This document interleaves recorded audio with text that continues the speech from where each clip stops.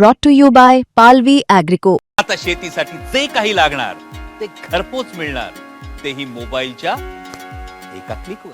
भाजपची यादी जो पुण्यात तसा सगळ्यात स्ट्रॉंग पक्ष आहे. पुण्यात जसा राज्यात मोठा भाऊ आहे तसा भाजप पुण्यात आज मोठा भाऊ आहे. ठीक आहे, आकडेवारीनुसार सुद्धा आणि पक्षाचा जेवढा विस्तार आहे त्यानुसार सुद्धा.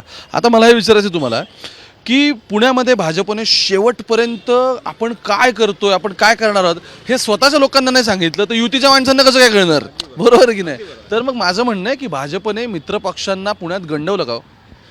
मला वाटतं मित्रपक्षांना खरं तर देवेंद्र फडणवीस यांनी पहिल्याच दिवशी जाहीर केलं होतं की शिवसेना आणि भाजप आमची युती होणार आहे. राष्ट्रवादीला आम्ही म्हणजे विरोधी पक्षांना पेच द्यायची नाही म्हणून राष्ट्रवादी विरोधात लढेल असं त्यांनी सांगितलं होतं. मग त्यांची खरं तर तो रणनीतीचा भाग होता. जरी तिन्ही पक्ष एकत्र लढले असते तर जसं काल अजित पवारांना शेवटच्या क्षणी मोठ्या प्रमाणात उमेदवार मिळाले तर हे तीन पक्ष एकत्र लढले असते तर सेम काँग्रेस म्हणजे महाविकास आघाडी असेल प्रचंड चांगले उमेदवार मिळाले असते.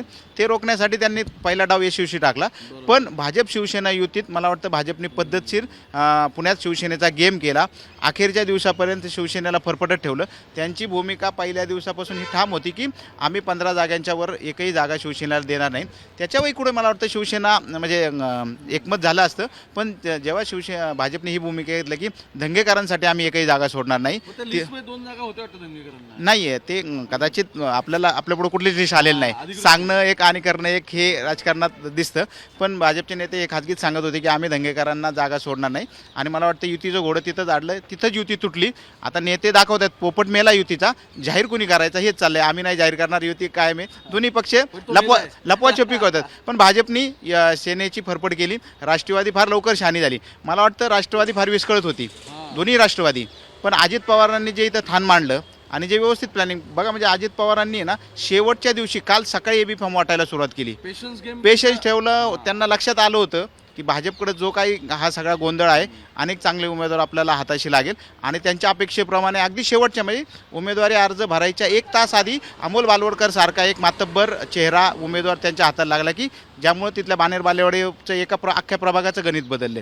असं अनेक प्रभागात पॅनल स्ट्रॉंग झाला. म्हणजे बहुतेक चांदेरे वगैरे पण मंडळी, बाबूराव चांदेरे आहेत, निमन आहेत, सुतार आहेत आणि सर्व भागांना प्रतिनिधित्व गेलं. म्हणजे जिथं एकतर्फी लढत होती ती फाईटमध्ये आणली.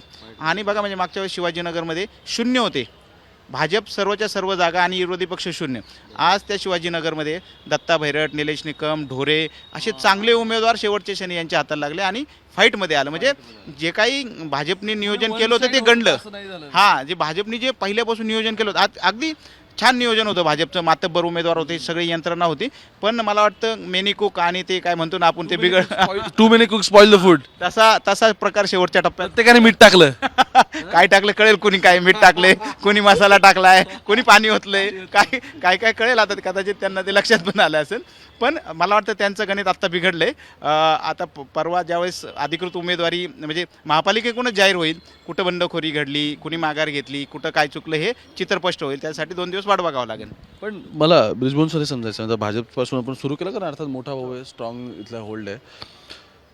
गणित गणलं की नाही हे तर आपल्याला कळेल असं. पण मी काल एका भाजपच्या एका मोठ्या नेत्याशी बोललो. त्याने मला सांगितलं की भाजपने जागा वाटताना ना गोंधळ करून ठेवला आणि त्या गोंधळाचा ऑब्व्हियसली आमच्या राजकीय जे कोणी विरोधक आहेत त्यांना फायदा होणार आहे. आणि मागच्या वेळी तर आपण 93+ आणखी 6 म्हणजे 99 जागा आल्या. यावेळी त्याच्यापेक्षा पण जागा कमी येतील अशी परिस्थिती आहे. तर हे म्हणजे झालं का की there are too many cooks in Bhajap, असं आहे का? नक्की असं झालेलं आहे. आणि काय मी आत्ता पण एक मुद्दा झाला की भाजपला गंडवले का. पुण्यात आत्ता असा एकमेव फक्त पक्ष आहे ज्याला कोणी गंडवलं नाही, तो म्हणजे आम आदमी पार्टी. बाकी प्रत्येकाला गंडवायचा प्रयत्न केलेला आहे. भाजपला शिवसेने गंडवायचा प्रयत्न केला, शिवसेने भाजपला गंडवलं, दोन्ही राष्ट्रवादींनी एकमेकाला गंडवलेलं आहे. काही ठिकाणी काँग्रेसने शिवसेने काँग्रेसला, वंचितनी पण सगळ्या असं मस्तपैकी एक भेळ गंडवागंडवीची भेळ झालेली आहे पुण्यामध्ये. फक्त आम आदमी पक्ष आपला शिस्तबद्ध पद्धतीनं बाजूने त्यांचं चाललेलं होतं, एकमेव पक्ष बरं का. आणि भाजपचं गणित चुकतंय असं मला वाटतंय. म्हणजे मी पूर्वीपासून असं थोडासा माझा एक अंदाज आहे, कदाचित चुकू शकतो. हां, थोडं माझं असं म्हणणं आहे की ह्या सगळ्या गोष्टी भाजप 125चा दावा करत आहे. पण माझं म्हणणं आहे की भाजपला मागच्या वर्षीपेक्षा कमी जागा मिळतील. जे काय बहुमताचा मॅजिक फिगर आहे 83ची ती भाजप मात्र गाठू शकेल. पण तो आपकी बार 400 पारची जी घोषणा होती म्हणजे अंगलीट आली तशी कदाचित ही अंगलट येऊ शकते. त्यांचे नगरसेवक कमी होऊ शकतात आणि भाजपमध्ये एका अजितदादांचं काय केलं, एकदा अजितदादाला भेटलं की निर्णय फायनल. भाजपकडे तसं नाही, आधी मोहळांना भेटा किंवा दादांना चंद्रकांत दादांना भेटा, मग आणखीन कुठल्या तर स्थानिक आमदाराला भेटा, मग ह्यांचं हो आलं की मग मुंबईला विचारायचं ह्याला घ्यायचं का आपण, घ्यायचं का नाही, घ्यायचं का नाही, मग ह्याला तिकीट द्यायचं की नाही. म्हणजे त्यांची एक चांगली की त्यांची चाळणी पण आहे, ही चाळणी कधी कधी अडथळा पण ठरली आणि नेमकंच चांगले उमेदवार त्यातनं पण निघून गेले. भाजपचं गणित मला असं वाटतं की इथं चुकलेलं. आणि अजितदादा मस्तपैकी अशा आरामात बसलेले होते, पट पट पट पट पट पट त्यांच्या प्लेट पट असं झालं. भाजप मी एक ट्विट पण केलं होतं की भाजपनं 2 आठवड्यात जेवढे काही कमवले नाही किंवा इन्कमिंग केलं, दादाने तेवढे 3 तासात इन्कमिंग करून टाकले. म्हणजे हे मला वाटतं की, आणि असे म्हणतात की विरोधकांची स्पेस ठेवायचीच नाही पुण्यामध्ये. भाजप समजा सत्तेत आलं तर विरोधी पक्षनेता हा पुण्यातला महायुतीमधलाच असला पाहिजे, तो महायुतीतला म्हणजे राष्ट्रवादी काँग्रेस असला पाहिजे, असं हे सगळं गणित आहे. आणि हा जर त्यांचा डाव असेल, बाकी सत्ता नंबर गेम होतील, पण हा डाव त्यांचा कुठेतरी मग ते यशस्वी करतील असं वाटतंय. एक बीजेपी बद्दल विचारायचं आहे मला. असं कळलं की आधी एक 10-12 जण होते ज्यांना एबी फॉर्म वाटलेले होते भाजपने, ऐनवेळी ते मागे घेण्यात आले. आणि ज्या ठरलेल्या जागा होत्या की जे प्री प्लॅनिंग होतं, हे भाजपने ऐनवेळी सगळं म्हणजे वेगळ्या लेवलला गेलं, परत जागा आणल्या. झालं काय नक्की? असे उदाहरणं नक्कीच पुण्यामध्ये सापडतील. आपल्याला प्रभाग क्रमांक 29 आहे, एरंडोना हॅपी कॉलनी. तिथं सुनील पांडे जे आता भाजपचे उमेदवार आहेत, त्यांना निरोप आला की या तुमचा आय बी फॉर्म घेऊन जा. ते गेले आय बी फॉर्म घ्यायला, तिथं गेल्यानंतर सांगितलं की थांबा जरा. तर त्यांना म्हणजे ए बी फॉर्म दिला नाही. त्यांनी एक दिवस पूर्ण वाट पाहिली. त्यांना काल अर्ज भरायच्या आधी सकाळी 7-8 वाजता ए बी फॉर्म दिला. तो माणूस 20 वर्षापासून प्रयत्न करत होता. म्हणजे काय त्याची अवस्था झालेली असणार आहे. त्याच्यानंतर दुसरं म्हणजे निलेश कोंडाकर जे मुरलीधर मोहोळांचे मावस भाऊ आहेत, हां, ते तिकीट फायनल होतं आणि ते सर्वांना मान्य होतं असं ते तिकीट होतं. पण त्यांच्या हातामध्ये ए बी फॉर्म गेलेला होता. तो दुसऱ्या दिवशी पहाटे त्यांच्याकडून ए बी फॉर्म काढून घेण्यात आला. त्याच्यानंतर जे सनी निमन आहेत, त्यांना प्रभाग क्रमांक 7 गोखलेनगर जनवाडी इथून उमेदवारी दिलेली होती. पण त्यांची जी इच्छा होती की मी प्रभाग क्रमांक 8 ऑन बोपडीमधनं निवडणूक लढवली पाहिजे, ह्याच्यासाठी त्यांनी बरंच हट्ट केला होता, पाठपुरावा पण केला होता. पक्षाने शेवटी त्यांची मागणी मान्य केली आणि ते 8-8 गेले. पण त्याचा फटका असा बसला की प्रकाश ढोळे जे भाजपचे माजी नगरसेवक होते तिथले विद्यमान सीट, ते गेले राष्ट्रवादी काँग्रेसमध्ये. असे अनेक गणितं झालेली आहेत. जसं की आता आपण प्रभाग नंबर 35 जो ह्याचा सन सिटीचा जो सगळा भाग आहे, तर त्याच्यामध्ये पण प्रसन्न जगताप हे तिथून इच्छुक होते. त्यांना दिवसभर भाजपने तिकीट दिलं नाही आणि ऐनवेळी त्यांना प्रभाग क्रमांक 28 जनता वसाहत पर्वतीमध्ये त्यांना स्थलांतरित केलं.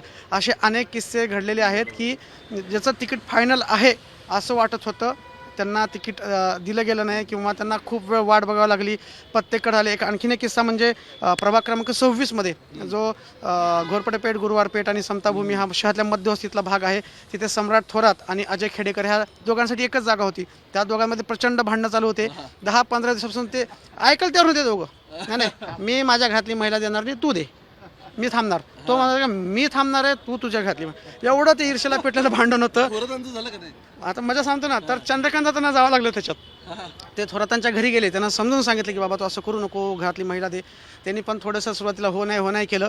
मग दादा निघून गेले. नंतर मोहळांनी पण फोन केला, पण तरी नाही. नेमकं मग त्याच काळात त्यांनी असा डिसिजन घेतला की हे तिकीट आपण दुसऱ्या कोणाला तरी द्यायचं. हे दोघांमध्ये भेटले? हां, नाही, एक अजय खेडेकरांचं जवळपास फिक्स झालंच होतं, थोरातांना द्यायचं नाही असं ठरलं. मग आता एवढे घरी येऊन गेल्यानंतर मग त्यांनी पण थोडं मन बदललं थोड्या वेळाने. हे राजकीय लोकांचं कसं लगेच हट्ट सोडत नाहीत. मग 2 तासांनी त्यांना थोडं अरे आहे, मग ठीक आहे.